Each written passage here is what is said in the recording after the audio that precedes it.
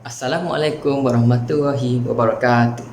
Nama saya Ahmad Faris bin Muhammad dan saya adalah wakil daripada PPISMP TESOL D ambilan Jun 2021. Dan saya akan mengkongsikan kepada hari ini kisah yang bertajuk Si Kera yang Menjadi Raja.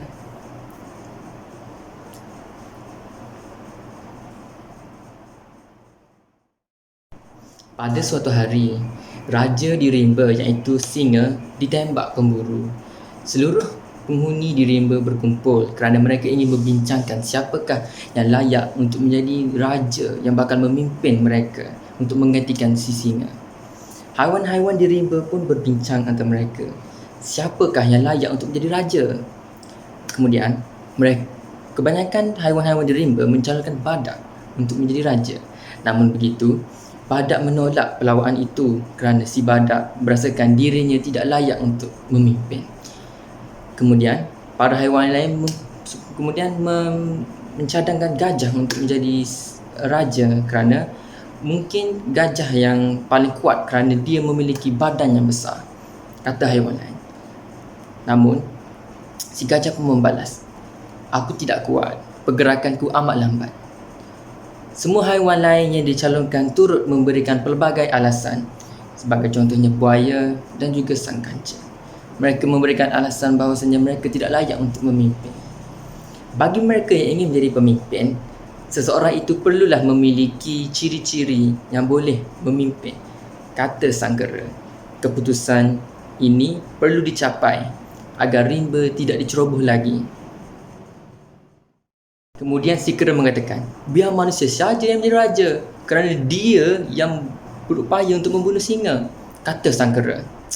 Tidak mungkin, jawab sang tupai, kerana ianya amat mustahil kerana pembunuh singa yang menjadi raja. Tetapi si kera mengatakan, cuba kamu semua perhatikan aku. Aku mirip dengan manusia bukan?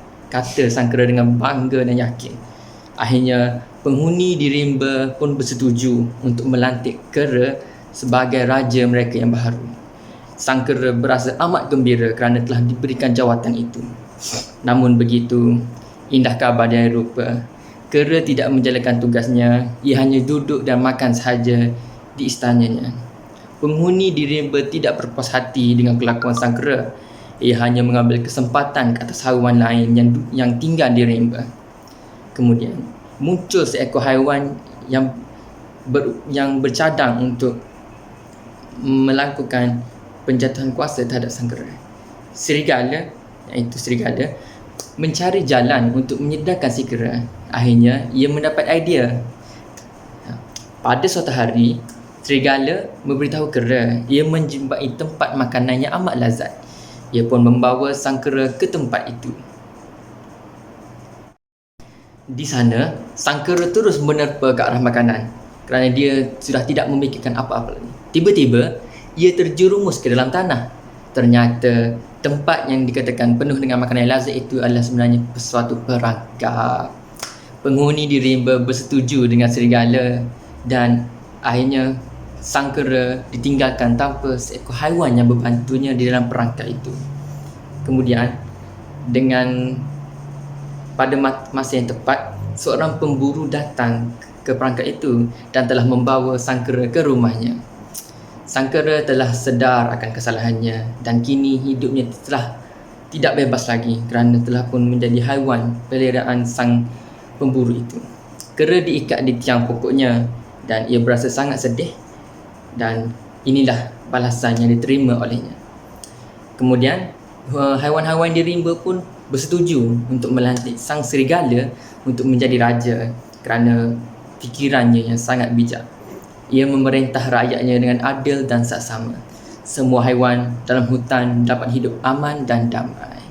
Jadi itulah cerita yang saya ingin kongsikan pada hari ini, dan pengajarannya adalah kita seharusnya tidaklah bersikap pentingkan diri sendiri dan haruslah adil terhadap semua orang. Jadi itu sahaja daripada saya, Ahmad Faris bin Muhammad daripada PPISMP TESOL D ambilan Jun 2021. Assalamualaikum dan terima kasih.